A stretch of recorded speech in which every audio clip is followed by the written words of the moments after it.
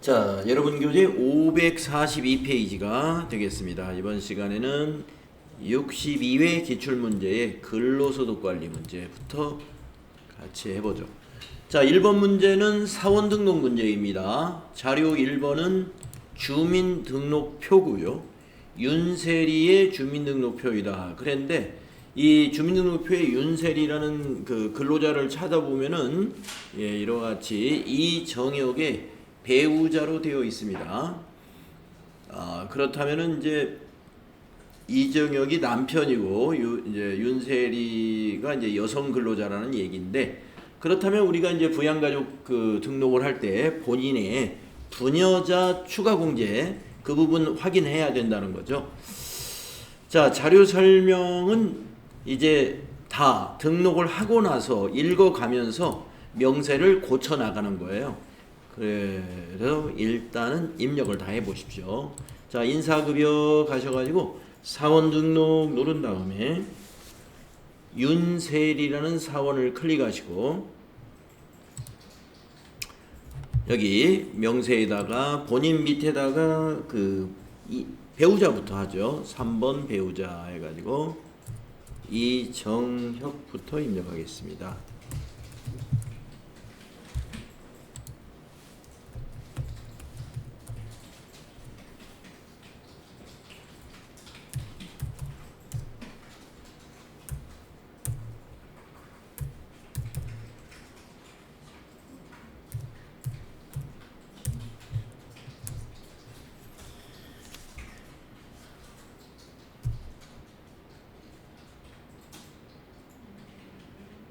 모친은 배우자의 모친이니까 2번 배우자의 직계존속으로 해서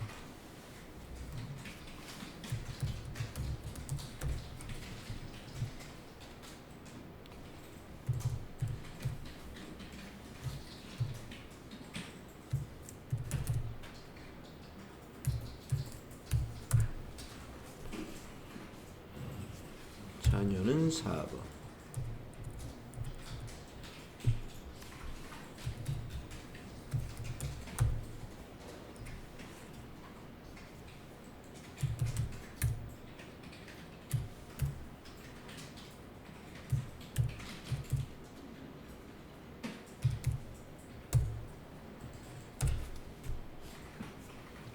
형제는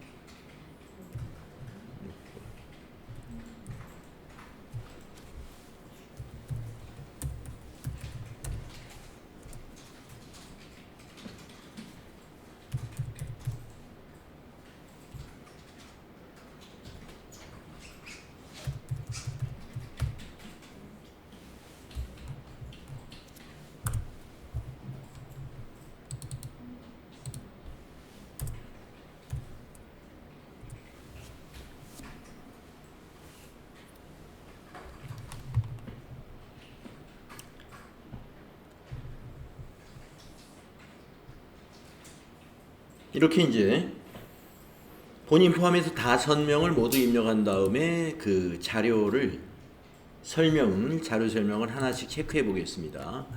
사무직 사원 윤세리의 사원 등록을 위한 자료이다. 부양가족은 윤세리와 생계를 같이 하며 근로소득 금액이 3천만 원 이하이다라고 덧붙여준 얘기는 우리가 부녀자 추가 공제를 받을 수 있는 그 대상자가 여성이면서 근로소득 금액이 3천만 원 이하이어야 돼요. 그러니까 총 급여가 3천만 원 이하. 네. 이거 좀 높아져야 되지 않습니까? 네. 그런 생각을 하고. 자, 그래서 우리는 여기 본인의 세대주를 0으로 해서 지워주시고 부녀에다 1 해가지고 동그라미를 넣어주시면 되겠습니다. 네. 세대주는 아니니까 지우고 부녀에만 동그라미 넣어주시면 되겠습니다. 그 다음에 남편에 대한 설명을 보시면은요, 이정혁은 사업소득 관련 결손금 800만원과 근로소득금액 600만원이 있다. 이렇게 어떤 부양가족이 두 가지 이상의 소득이 있는데 특히 사업소득에서 결손금이 났다는 것은 마이너스 800만원의 소득이 있었다는 얘기거든요. 그 소득과 근로소득 금액 600만 원을 더해줘야 됩니다. 네, 두 가지를 더하면 근로소득 금액만 보면은 소득이 있는 사람으로 봐야 되는데 사업소득하고 같이 있기 때문에 두 개를 합산하면 마이너스 200만 원이 되거든요. 예, 그래서 100만 원 이하에 해당이 돼요. 그래서 남편에 대해서는 소득이 없는 것으로 판단을 해서 배우자는 그대로 둬야 됩니다. 합산하셔야 돼요. 두 개 소득을. 그래서 사업소득의 경우에 결손금이라고 했으면 그걸 빼주면 됩니다. 예, 그냥 사업소득 관련 소득 금액이 800만 원이다. 그러면 그건 더해야 되겠죠. 다음에 모친 김윤희는 과세 대상인 공무원 총 연금액 연금소득 공제 전에 300만 원이 있다. 우리가 연금의 경우는 소득공제가 적용되잖아요. 우리 소득공제가 350만 원인가는 소득공제를 적용해줘요. 그래서 공무원 연금 총액이 300만 원 이하이고 소득공제 전이다 그러면 소득금액이 없습니다. 그래서 모친은 소득이 없는 모친이니까 이대로 두시면 됩니다. 자녀 이치수는 별도 소득이 없다. 그대로 두시면 되겠고. 그 다음에 형제 이무역은 시각장애인이며 근로소득 금액 500만 원이 있다 이랬는데요. 근로소득 금액이라는 것은 총급여하고 같은 것인데 500만 원 이하는 소득이 없는 걸로 봐주죠. 따라서 장애가 있는 사람은 나이를 따지지 않기 때문에 지금 여기에 이무혁이 불호된 이유는 나이 때문에 그렇거든요. 80년생이므로 20세 이하도 아니고 60세 이상도 아니기 때문에 불호돼 있어요. 여기를 장애 코드를 넣어주면 되겠습니다. 기본에다가 5번이 장애인이죠. 5번 넣어주시고 장애 코드에는 1번을 유지하시면 돼요. 1번이 뭐냐면은 이런 시각장애인 같은 것이 장애인 복지법에 따른 분류거든요. 그래서 시각장애인이다 그러면 1번 장애인 복지법 1번 코드를 넣어주시면 됩니다. 우리가 이제 이런 거를 입력할 때 이 본인에 대한 거 체크를 자칫하면 빼먹을 수가 있습니다. 세대주에 동그라미 표시가 되어 있는데 그거를 그대로 그냥 지나친다든가 그럴 수가 있으니까요. 그런 거 체크하시고 부녀에서도 그 여성 근로자의 총급여가 3천만 원 이하인가 확인하셔가지고 만약에 5천만 원이다 그러면 부녀자의 동그라미를 넣어서는 안 된다 이거죠. 자, 그런 다음에 우리는 이제 인사급여에 가가지고 연말정산 근로소득 원천징수 영수증으로 갑니다. 가가지고 윤세리를 불러내죠. 그리고 나서 평가 문제 5개를 해야 되거든요. 코드에서 더블 클릭해가지고 윤세리 확인한단 말이죠. 그러면 36번 평가 문제 한번 보십시오. 25번 배우자 공제 대상 금액은 얼마인가 그랬습니다. 네, 배우자 공제 대상 1500000입니다. 다음 26번 부양가족 공제 대상 금액은 얼마냐 그랬습니다. 4500000을 답으로 기입하시면 되고요. 28번 장애인 공제 대상 금액은 얼마냐 2000000을 답으로 입력하시고 29번 부녀자 공제 대상 금액은 얼마냐 500000을 답으로 입력하시면 되고 57번 자녀 세입 공제 대상 자녀는 몇 명이냐 이렇게 물었으니까 57번에 1명 그러니까 1을 답으로 입력하시면 되겠습니다. 요게 8점.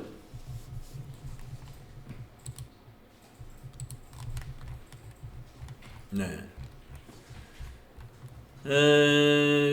요즘에는 일용직 사원에 대한 사원 등록과 급여 자료 입력 이 문제가 자주 나오는 편이에요. 우리가 지금 이 기출문제 몇 개 안 풀었는데 일용직 사원 지금 2번인가 만날 겁니다. 네. 최근에 이제 일용직의 근로자들이 많다 보니까 그런 것 같아요. 한동안 우리 코로나가 심할 때는요. 이 거래자료 입력 문제에서 정부 지원금 관련 문제가 매번 나왔었어요. 예, 그때 한동안 정부 지원금이 많이 이게 지급되는 그런 시기였거든요. 그래서 그 시기에 맞춰서 문제들을 좀 꺼내내는 것 같아요. 자, 일용직 사원들이 많이 늘다 보니까 옛날에는 이런 문제 잘 안 냈거든요. 근데 최근에 작년부터, 이게 지금 작년도 문제죠. 올해도 계속 일용직 관련해서 문제를 많이 내는 편입니다. 자, 일용직 사원의 원천징수. 자, 사원에 대한 정보가 있습니다. 그리고 밑에 급여 내역이 있습니다. 1일 18만원 이거 체크하시고요. 자료 1, 2는 일용직 사원 생산 라인 이랬습니다. 그러면 우리가 생산부라는 걸 아시고 그 개정 과목을 500번대 잡급으로 해주고 가겠습니다. 일용직 사원의 관련 정보 및 급여 지급 내역이다. 일용직 급여는 일정 기간 지급하는 방식으로 한다. 예, 일정 기간 요거 이제 우리 체크해 주시고 사회보험료 중 고용보험료는 징수한다. 제기된 사항 이외의 자료는 없는 것으로 한다. 일용직 사원 사원 등록하고 급여 내역 입력하고 원천징수 이행 상황 신고서까지 쭈루룩 이어서 하도록 하겠습니다.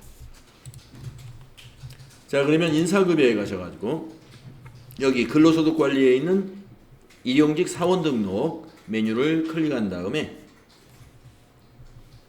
코드 4001을 코드를 먼저 입력하시고 천경수였죠? 천경수 내국인이고 주민번호 거기 나와 있죠.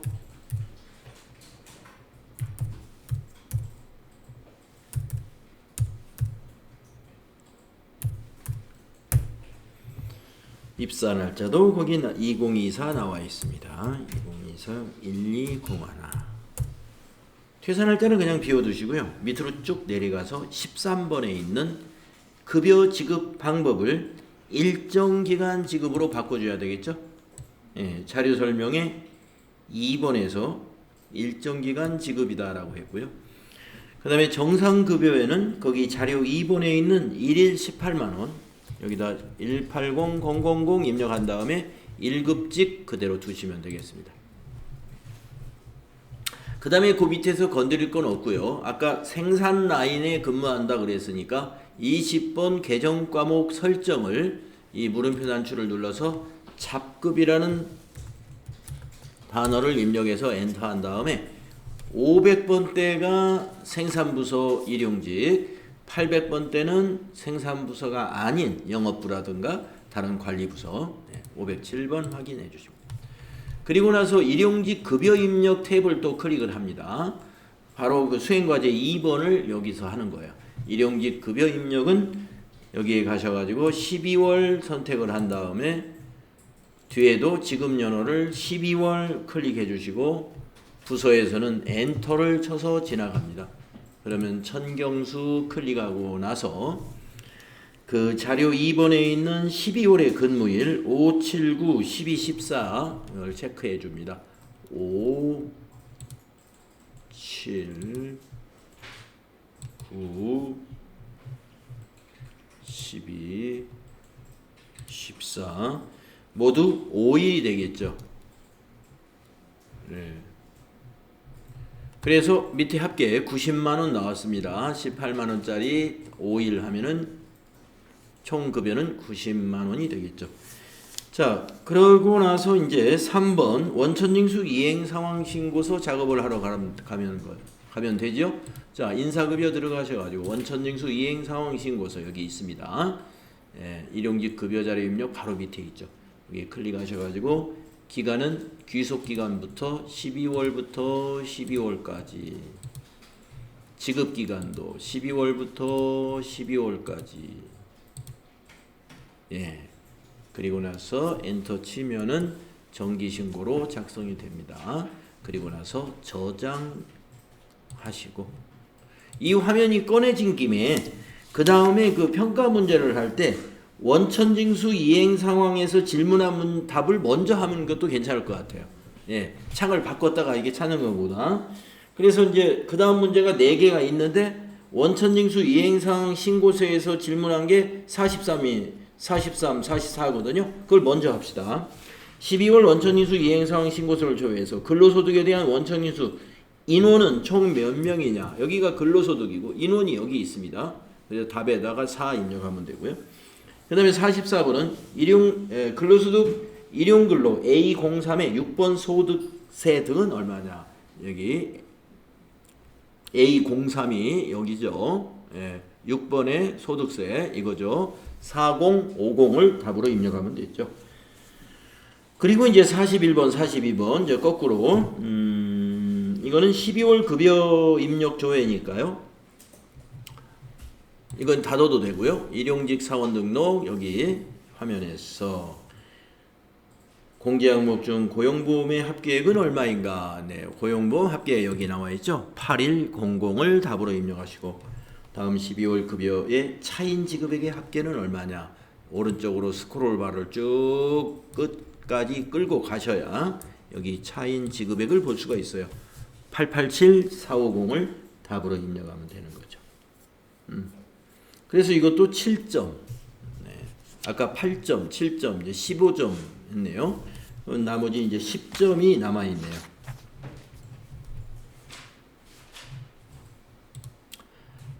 그래서 다음 문제를 보시게 되면은 세 번째 문제, 이제 마지막 근로소득 관리의 마지막 문제는 연말정산 문제를 계속 내고 있어요. 사무직 김나영의 연말정산을 위한 자료이다. 사원 등록의 부양가족 사항은 사전에 입력되어 있다. 부양가족은 김나영과 생계를 같이 한다. 김나영은 8월 31일까지 주식회사 평화산업에서 근무하고 퇴직하였다. 연말정산 근로소득 원천징수 영수증의 메뉴에서 연말정산을 완료하시오. 종전근무지 관련 서류는 소득명세 탭에다 입력하는 거고요. 장기주택 저당차입금 이자 상환액은 정산명세 탭에다 입력하는 거고요. 의료비는 의료비 탭에 입력하는데 국세청 자료는 합계액을 한 건으로 집계해서 입력하라는 거고요. 기부금은 기부금 탭에 입력합니다. 네. 자, 그리고 김나영 사원의 부양가족 모두 본인 포함해서 4명이 이렇습니다 하는 거고요. 자, 김나영 사원의 전근무지 정산 내역을 소득명세 탭에다가 입력을 하는데 여기 보시면은 급여가 있고 상여가 있고 밑에 공제 사항들이 있습니다. 그런 사항 등을 이제 우리가 입력을 해줄 거예요. 자, 그러면 우리가 어디로 갑니까? 인사급여에서 연말정산 근로소득 원천징수 영수증. 아까 윤세리 거 답 찾기 위해서 하나 불러놓은 거 있었어요. 그 밑에다가 한 사람 더 불러내면 됩니다. 더블 클릭하셔가지고 김나영을 이번에는 불러내죠. 자, 그러면 김나영의 자료가 불러지게 되고요. 아까 그 자료 2번에 있는 전근무지 정산 내역을 입력하는 곳이 여기 소득명세입니다. 소득명세에 들어가셔가지고 저 상단에 있는 종전근무지 입력이라는 요 단추를 클릭해 줘야 돼요. 그래야 오른쪽에 연말열 옆에 종전일이라는 열이 만들어지고요. 거기다가 근무처 명부터 차례대로 입력해 나갑니다. 주식회사 평화산업 사업자 번호 305-86 1110이다. 급여 28 플러스 상여 7 플러스 그 다음에 이제 쭉 내려와서 건강보험료 맨 하단에 있죠. 건강보험료 833759 장기요양보험료 96049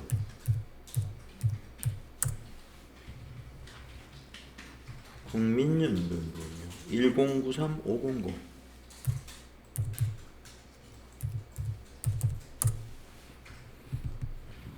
그 다음에 고용보험료 280000 예. 소득세 결정세액을 입력합니다. 1300 500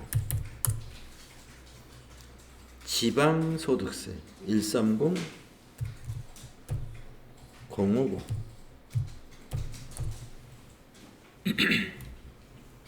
근무기간 2024 0101 시작해서 2024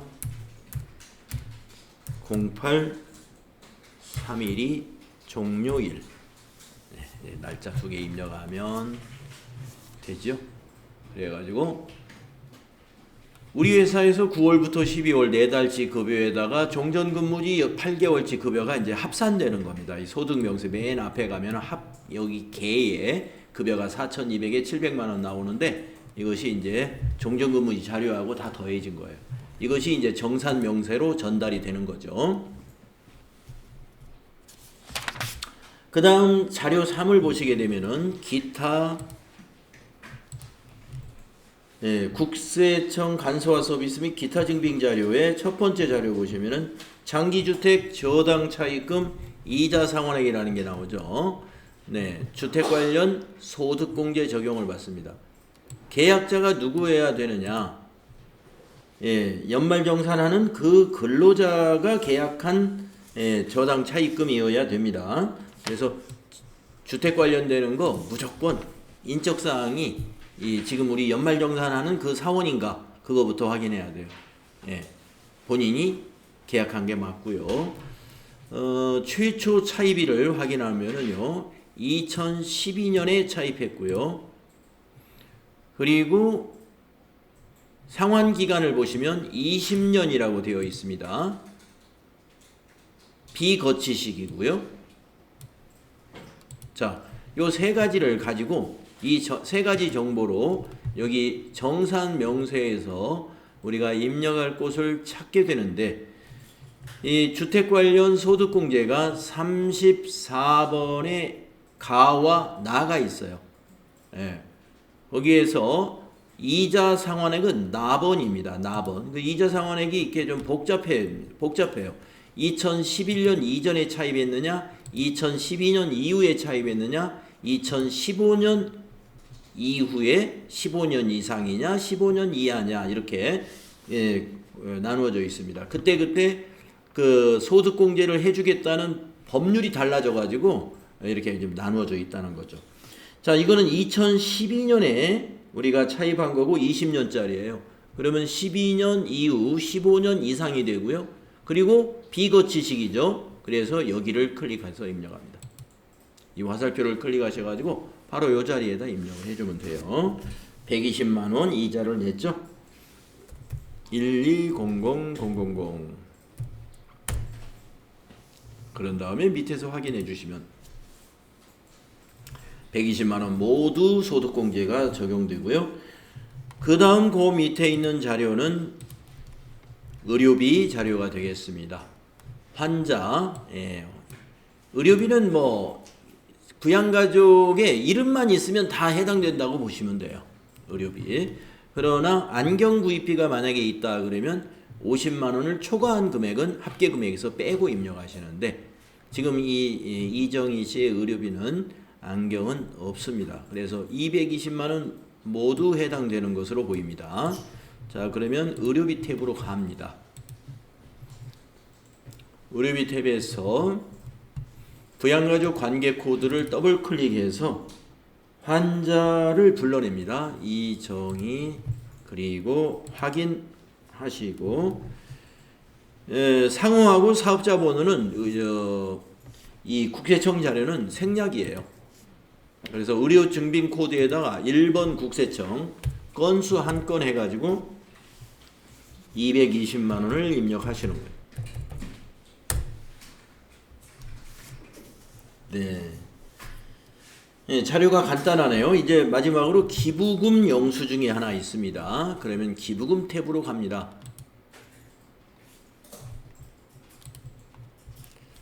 자, 기부금의 영수증을 보시게 되면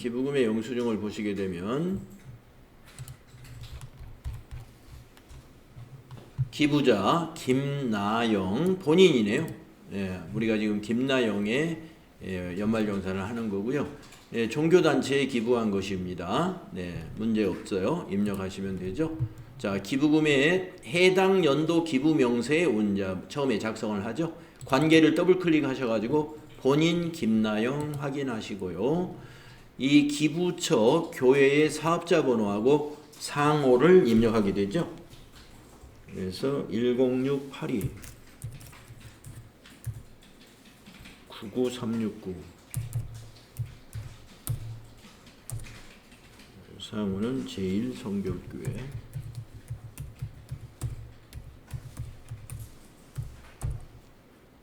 자, 코드에서 뭘 선택해야 되냐면 종교니까 밑에 메시지 보이시죠? 41번 건수 1건 기부금액 60만원을 기부 대상 금액에다 입력합니다. 60만원. 장려금 신청 없었고요. 국세청 자료가 아니기 때문에 구분을 국세청으로 하지 마시고 0번 기타로 구분을 바꿔주셔야 돼요. 금전 이렇게 하시면 됩니다. 대개 이제 기부금에서 기부금으로 인한 세액공제가 얼마냐 요것만 질문을 하기 때문에 뭐 여러분이 뭐 선생님 혹시 교회 상호가 틀리면 어떻습니까? 예. 또는 여기 만약에 구분을 기타로 안 바꿨으면 어떻습니까? 요렇게 질문하면 좀 곤란하긴 합니다. 예. 예. 원래 정확히 넣어야 되는 거죠. 근데 평가 문제에서 그걸 질문을 안 하면 틀렸지만은 그게 예, 뭐 우리가 드러나지를 않으니까 드러나지 않을 뿐이지 만약에 그걸 질문할 수도 있기 때문에 정확하게 입력하는 것으로 하고요. 그 다음에 이것이 정산 명세에 반영되도록 하려면은 조정 명세를 한번 거쳐야 돼요. 우리가 다른 그 연말정산 자료는 현재 입력되는 화면에서 한번 입력하는 것으로 끝나는 거예요. 그런데 기부금은 화면 이동을 한번 합니다. 그 옆에 기부금 조정 명세에 가는 거예요. 그러면 이제 조금 전에 당해 해당 연도 입력한 게 여기에 나타나게 되고 그 다음에 조정한 내용이 밑에 또 나오게 되는데 조정에 대해서는 시험 문제를 내지는 않아요. 그러니까 이게 여기 와서 공제계산 정산 명세 보내기 저 상단에 있는 거 여기 단추 누르고 그리고 밑에 여기 공제액 플러스 정산명세 반영 요걸 한번 눌러요. 그리고 예해 주어야만이 아까 해당 연도 기부명세에 입력된 것이 조정명세에 당해년도 쪽으로 이렇게 반영되고 예, 여기 만약에 기부금 조정 내역이 있으면 여기에도 나타나는데 조정에 관한 것은 안 냅니다. 그러면 이제 우리가 기부금이 다르다는 거예요. 이쪽에 와서 정산명세 보내기를 마무리해 줘야만이 여기 정산명세에 반영이 되는 겁니다. 그 첫 번째 화면에 입력만 해 놓으면 여기에 반영이 안 돼 가지고 나중에 평가 문제에서 기부금 세액공제액이 얼마냐 물었는데 아까 분명히 입력을 한 것 같은데 여기 숫자가 안 나타나 가지고 당황하겠죠. 꼭 그렇게 해 주시기 바랍니다. 자, 그 다음에 이제 45번부터 50번까지 이게 이제 10점이에요. 확인을 해보면은 이제 정산 명세에서 다 답을 찾는 문제들이에요. 자, 45번 문제를 보면은 뭐라고 그랬냐면은 36번 특별세액공제 합계의 공제 대상액은 얼마냐 그랬습니다. 그럼 이제 36번에 특별소득공제죠. 3085070을 이건 복사가 되는 거잖아요. 컨트롤 C, 컨트롤 V에서 작성하시고 그 다음에 56번 근로소득 세액공제액은 얼마냐 이거 660000 이것도 복사되네요. 복사해서 붙여놓고 62 의료비 세액공제액은 얼마냐 109500이고요. 64 기부금 세액공제는 얼마냐 64 기부금이 90000 이걸 복사하시고 그 다음에 49번 문제는 기납부세액 소득세는 얼마인가 74번 종전근무지와 75번 주현근무지 합계. 자, 이거 무슨 말이죠? 좀 밑으로 내려가서 74와 75의 합계. 예, 요 두 개 합계. 예, 기납부색. 그래서 소득세를 물었으니까 요 1300500하고 29160을 계산기로 더하세요. 이 두 개를 더해 가지고 답안에 쓰면 됩니다. 대개는 질문이 더하는 건 별로 더하거나 뺄 일 없이 바로 보고서 답을 복사해서 붙여넣거나 그냥 보고 입력하도록 문제를 내는데, 가끔 여러분들 그 앞에 결산 끝나고 푸는 문제 중에서도 만약에 손익계산서에 뭐 접대비 증가액이 얼마냐 이렇게 물어볼 때는 빼야 됩니다. 단기 접대비에서 전기 접대비 빼가지고 증가액을 답으로 입력하는 거. 계산기 써야 되는 문제도 한두 개 있어요. 이것도 지금 두 개를 더해야 되죠. 그 다음에 77번 차감징수세액 소득세는 얼마냐? 네, 5240이죠. 소득세 77번 물어볼 때 어떤 때는 소득세만 물어보고 어떤 때는 지방세를 포함한 합계를 물어보는 때도 있습니다. 예, 질문을 잘 체크하셔야 돼요. 이렇게 해서 요게 10점. 그래서 우리가 소득세 25점 해가지고 실무수행이 75점, 70점, 또 이론이 30점 해가지고 다 맞으면 100점이고요. 예, 그리고 이제 여러분은 70점 이상만 획득하면은 합격. 그래서 자격증을 취득하게 되는 거죠.